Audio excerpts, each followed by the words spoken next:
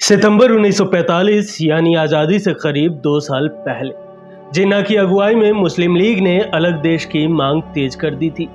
तब सरदार वल्लभ भाई पटेल ने बयान दिया कि आज मुस्लिम लीग का कहना है कि कांग्रेस में हिंदुओं का प्रभुत्व है। मुस्लिम लीग पाकिस्तान के लिए चिल्ला रही है, वो चांद पाने का सपना देख रही है। जनवरी 1948 यानी आज़ादी से करीब 4 महीने बाद कबायलियों की मदद से पाकिस्तान ने कश्मीर पर हमला कर दिया था।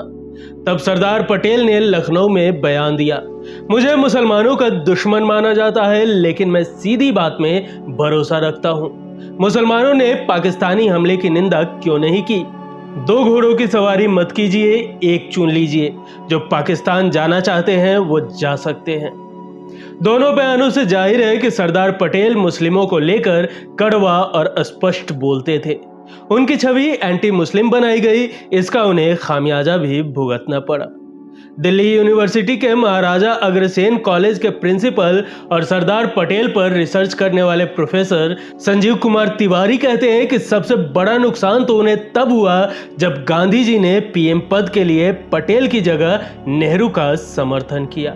नमस्कार, आप देख रहे हैं मोटिवेशन की। दोस्तों, आज के इस एपिसोड में हम बात कर रहे हैं सरदार वल्लभ भाई पटेल जी के किस्सों की, जिनके पास कांग्रेस कमेटियों का बहुमत था। इसके बाद भी वो प्रधानमंत्री बनते बनते रह गए। क्या है ये कहानी, और जानेंगे सरदार पटेल जी से जुड़ी और भी कई सारी किस्से। तो चलिए शुरू करते हैं पटेल जी के किस्सों का सफर। लेकिन उससे पहले अगर अभी तक आपने इस चैनल को सब्सक्राइब नहीं किया है तो प्लीज सब्सक्राइब कर ले। दोस्तों, 1939 तक देश में 2 बड़ी पार्टियां थी, कांग्रेस और मुस्लिम लीग। जिन्ना की मुस्लिम लीग धर्म के आधार पर अलग रास्ता चुन चुकी थी, जबकि कांग्रेस एक सेक्युलर देश की बात कर रही थी। मुस्लिमों का भरोसा जीतने के लिए 1939 में मौलाना अबुल कलाम आजाद को कांग्रेस अध्यक्ष के रूप में चुना गया। इस दौरान द्वितीय विश्व युद्ध छिड़ गया, भारत छोड़ो आंदोलन शुरू हुआ, जिनकी वजह से 1946 तक कांग्रेस अध्यक्ष का चुनाव नहीं हो पाया और मौलाना आजाद ही अध्यक्ष बने रहे। लेकिन आजादी की सुगबुगाहट मिलने के बाद नए अध्यक्ष का चुनाव कराने का फैसला किया गया। अबुल कलाम आजाद अपनी बायोग्राफी इंडिया विंस फ्रीडम में लिखते हैं कि प्रेस में मुझे दोबारा अध्यक्ष बनाने की बात को उठाया गया। हालांकि नए अध्यक्ष को लेकर कांग्रेस आला कमान के आंतरिक धड़ों में मतभेद थी। सरदार वल्लभ भाई पटेल भी चाहते थे कि उन्हें कांग्रेस अध्यक्ष बनाया जाए। The collected works of Mahatma Gandhi के 90वें खंड के अनुसार 20 अप्रैल 1946 को लिखी चिट्ठी में गांधी जी ने लिखा कि मौलाना साहब, आपके बारे में जो कुछ अखबारों में लिखा है उसका कोई आधार नहीं है। मैंने अपनी राय किसी के सामने जाहिर नहीं की है। कांग्रेस कमेटी के 1-2 मेंबर्स ने मुझसे कांग्रेस अध्यक्ष के बारे में पूछा तो मैंने बता दिया। वो भी कहते हैं कि एक ही अध्यक्ष को रिपीट करना ठीक नहीं होगा।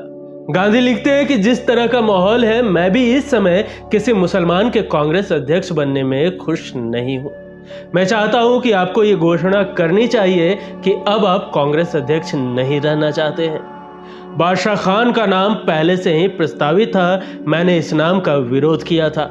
अगर मेरी राय पूछी जाए तो मैं जवाहरलाल को प्रेफरेंस दूंगा। इसके कई कारण हैं, लेकिन मैं उनमें नहीं जाना चाहता। गांधी जी ने अपनी चिट्ठी से साफ कर दिया था कि वो जवाहरलाल नेहरू को कांग्रेस अध्यक्ष बनाना चाहते थे। कांग्रेस अध्यक्ष को ही आजादी के बाद अंतरिम प्रधानमंत्री बनाया जाना था। अबुल कलाम आजाद अपनी बायोग्राफी में लिखते हैं कि मुझे अपना उत्तराधिकारी चुनने का अधिकार था। मैंने अपने उत्तराधिकारी के रूप में जवाहरलाल नेहरू के नाम का ऐलान किया। आजाद ने यह घोषणा कांग्रेस कमेटी की बैठक से 3 दिन पहले की। हालांकि इससे बहुत ज्यादा फर्क नहीं पड़ा। उस वक्त सरदार पटेल की लोकप्रियता चरम पर थी। लोग उन्हें कांग्रेस अध्यक्ष और पीएम देखना चाहते थे। मौलाना आजाद और जेबी कृपलानी दोनों जानते थे कि पटेल भी प्रधानमंत्री बनना चाहते हैं। 29 अप्रैल 1946 को मुंबई में कांग्रेस कमेटी की बैठक आयोजित की गई। महात्मा गांधी के पौत्र राजमोहन गांधी अपनी किताब पटेल अ लाइफ में लिखते हैं कि तय परंपरा के अनुसार प्रांत की 15 कांग्रेस कमेटियां अध्यक्ष के नाम का प्रस्ताव रखती थी। पार्टी ने पटेल को भारत छोड़ो अभियान में सक्रिय रूप से देखा था। मतदान की बारी आई तो 12 कमेटियों ने सरदार वल्लभ भाई पटेल को अध्यक्ष के रूप में चुना। 2 वोट जेबी कृपलानी और 1 वोट पट्टाभी सीतारमैया को मिला। जवाहरलाल नेहरू का नाम दूर दूर तक नहीं था। उस वक्त कांग्रेस महासचिव रहे आचार्य जेबी कृपलानी अपनी किताब Gandhi his life and thoughts में लिखते हैं कि कांग्रेस वर्किंग कमेटी ने जो नतीजा दिया उसका एक पर्चा बनाकर मैंने गांधी जी के सामने पेश किया। गांधी जी ने इस पर नजर डाली, इसमें नेहरू का नाम नहीं था। उन्होंने कोई शब्द कहे बिना पर्चा लौटा दी। गांधी जी की चिट्ठी पहले ही जारी हो चुकी थी। सब जानते थे कि गांधी पर्ची में जवाहरलाल नेहरू का नाम देखना चाहते थे, लेकिन नॉमिनेशन की पर्ची में 3 नाम थे, पटेल, कृपलानी और सीतारमैया। कृपलानी ने वर्किंग कमेटी के सामने एक पेपर घुमाया। कांग्रेस वर्किंग कमेटी के लोगों ने नेहरू के नाम का प्रस्ताव रख दिया। जैसे ही नेहरू का नाम प्रस्तावित हुआ, कृपलानी और सीतारमैया ने नाम वापस ले लिया। अब मैदान में 2 ही नाम रह गए थे, सरदार पटेल और नेहरू। जेबी कृपलानी लिखते हैं कि मैंने नेहरू और पटेल के नाम का प्रस्ताव बनाकर गांधी जी के सामने रख दिया। इसे देखकर गांधी ने कहा कि जवाहर, वर्किंग कमेटी के अलावा किसी प्रांतीय कमेटी ने तुम्हारा नाम नहीं रखा है, तुम इस पर क्या कहते हो? नेहरू ने जवाब में चुप्पी साध ली। नेहरू की चुप्पी को गांधी जी ने समझ लिया। अब सारा खेल कृपलानी की समझ पर आकर टिक गया था। कृपलानी ने सरदार पटेल की सहमति लिए बगैर नाम वापसी का एक पत्र बनाया, उसे पटेल जी के सामने रखा। हालांकि पटेल भी पीएम बनना चाहते थे। पटेल जानते थे कि यह उनके लिए अंतिम मौका है। उनकी उम्र 71 वर्ष हो चुकी थी। पटेल समझ गए थे कि अगर इस बार चूके तो शायद ही दोबारा पीएम बन पाएंगे। राजमोहन गांधी लिखते हैं कि पटेल ने नाम वापसी के इस पत्र पर दस्तखत करने से मना कर दिया और उसे कृपलानी को लौटा दिया। कृपलानी ने वह पत्र गांधी जी को दे दिया, लेकिन इसमें सरदार पटेल के दस्तखत नहीं थे। इस बार गांधी ने नाम वापसी वाला वो पत्र फिर पटेल के आगे किया। गांधी ने पटेल से कहा कि जवाहर दूसरा स्थान नहीं लेगा। कृपलानी ने जो स्टेटमेंट तैयार किया है उस पर साइन करो। पटेल ने नाम वापसी पर दस्तखत कर दिए। अबुल कलाम आजाद अपनी बायोग्राफी इंडिया विंस फ्रीडम में लिखते हैं कि यह हिमालय से भी बड़ी गलती थी कि मैंने कांग्रेस अध्यक्ष पद के लिए खुद का नाम वापस लेकर पटेल का समर्थन नहीं किया। 15 अगस्त 1947 को सरदार पटेल भले ही प्रधानमंत्री नहीं बन सके, लेकिन उन्हें देश का पहला उप प्रधानमंत्री और गृह मंत्री बनाया गया। दोस्तों, सरदार पटेल की नेहरू से सीधी भिड़ंत का एक किस्सा है जिसमें गांधी जी को दखल देना पड़ा था। बात नवंबर 1946 की है। मेरठ में कांग्रेस का वार्षिक अधिवेशन हुआ। इसमें पाकिस्तान की बात करने वालों से सरदार पटेल ने कहा कि आप जो भी करें प्रेम और शांति के रास्ते पर चलकर करें। हो सकता है आप सफल भी हो जाओ, लेकिन तलवार का जवाब तलवार से ही दिया जाएगा। इस बयान के बाद जवाहरलाल नेहरू ने ऐलान किया कि अंतरिम सरकार से कांग्रेस के मंत्री इस्तीफा दे सकते हैं। मेरठ सम्मेलन के कुछ दिन बाद सरदार पटेल ने मुंबई में समुद्र के किनारे हजारों लोगों को संबोधित किया। नेहरू को जवाब देते हुए कहा कि मेरा इस्तीफा देने का कोई इरादा नहीं है, भले ही मेरे साथी नेहरू इस्तीफा दे दे, मैं पद पर बना रहूंगा। दोनों बातें गांधी जी तक शिकायत के रूप में पहुंची।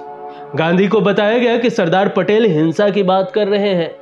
इसके बाद महात्मा गांधी ने 30 दिसंबर 1946 को सरदार पटेल को एक पत्र लिखा। गांधी ने सरदार पटेल को लिखा कि आपके खिलाफ कई शिकायतें सुनी है, आपके भाषण भड़काऊ है, आप हिंसा और अहिंसा में कोई भेद नहीं करते, आप लोगों को तलवार का जवाब तलवार से देना सिखा रहे हैं। अगर ये सब सच है तो ये बहुत नुकसानदेह है। इसके बाद पटेल ने गांधी जी को 7 जनवरी 1947 को एक पत्र लिखा।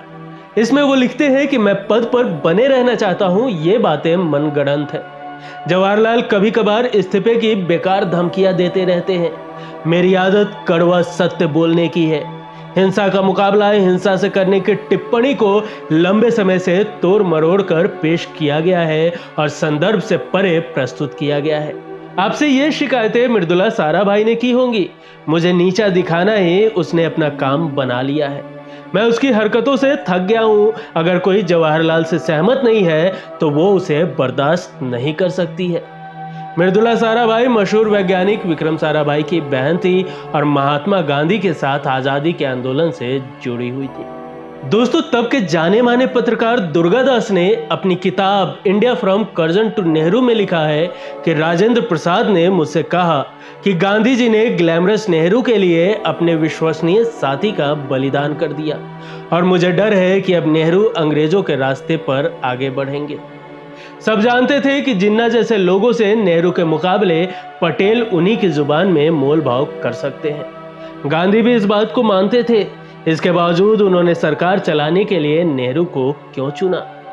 पत्रकार दुर्गादास को गांधी जी ने बताया था कि जवाहर दूसरे नंबर पर आने के लिए कभी तैयार नहीं होंगे। वो अंतर्राष्ट्रीय विषयों को पटेल के मुकाबले अच्छे से समझते हैं। ये दोनों सरकारी बैलगाड़ी को खींचने के लिए दो बैल हैं। इसमें अंतर्राष्ट्रीय कामों के लिए नेहरू और राष्ट्र के कामों के लिए पटेल होंगे। दोनों गाड़ी अच्छी खींचेंगे। दोस्तों, सरदार पटेल भले प्रधानमंत्री नहीं बन सके, लेकिन उन्हें देश का पहला उप प्रधानमंत्री और गृह मंत्री बनाया गया।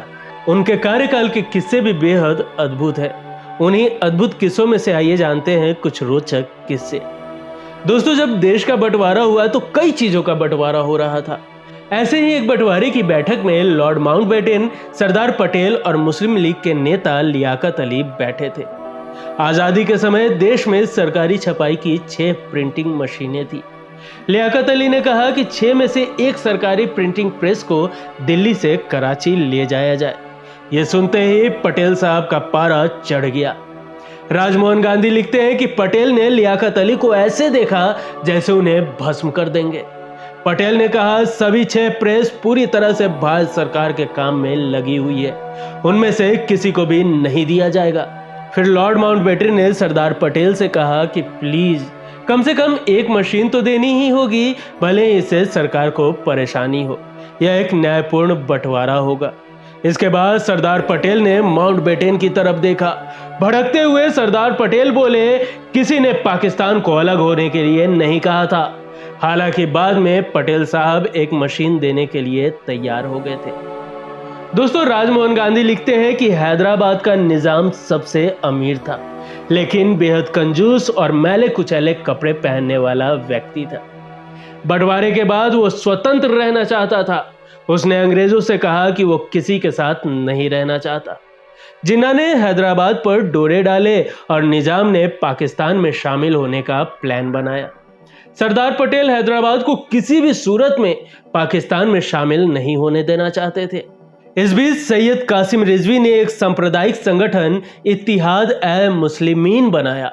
उसने राजाकार नाम से एक स्वयंसेवी संगठन भी बनाया, जो आगे चलकर हैदराबाद की सेना भी बनी। ये राजाकार ही हिंदू जनता पर अत्याचार कर रहे थे। इत्तिहाद-ए-मुस्लिमीन नाम का संगठन ही बाद में पॉलिटिकल पार्टी AIMIM बना, जिसके मुखिया फिलहाल असदुद्दीन ओवैसी हैं। आचार्य चंद्रशेखर शास्त्री अपनी किताब राष्ट्र निर्माता सरदार पटेल में लिखते हैं कि अंग्रेजों की ओर से सर वॉल्टन माउंटबेटन ने प्रस्ताव दिया कि निजाम के साथ होने वाले समझौते में कुछ बदलाव कर लेना चाहिए। इस पर सरदार पटेल ने कहा कि यह नहीं हो सकता। निजाम को विशेष छूट देने का मतलब होगा दूसरी रियासतों से धोखाधड़ी। हम ऐसा नहीं करेंगे। हैदराबाद को उसी शर्तों पर भारत का हिस्सा बनना होगा जिस पर दूसरी रियासतें बनी हैं। सरदार पटेल ने कहा कि हैदराबाद किसके साथ रहेगा ये तय करने वाले निजाम कौन होते हैं, यह तो वहां की प्रजा तय करेगी। जो प्रजा का फैसला होगा हमें स्वीकार होगा। हालांकि निजाम ने जनमत संग्रह का ऑफर ठुकरा दिया। निजाम के एक प्रतिनिधि नवाब अली यावर जंग ने लॉर्ड माउंटबेटन से मुलाकात की।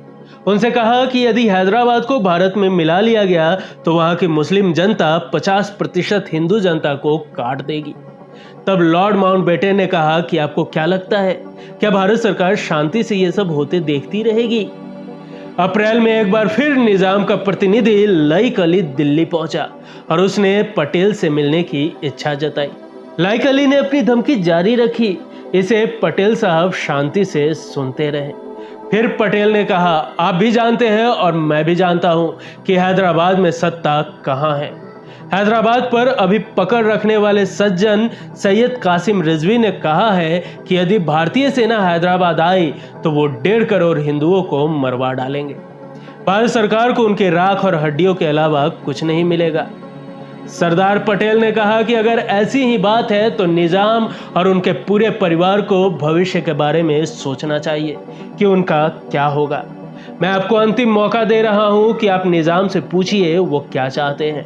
13 मई को रक्षा समिति की बैठक हुई जिसमें तय किया गया कि हैदराबाद पर हमला बोल देना चाहिए, लेकिन पीएम जवाहरलाल नेहरू ने कहा कि जब तक कोई बड़े नरसंहार या अनहोनी की घटना की आशंका ना हो हमें कदम नहीं उठाना चाहिए।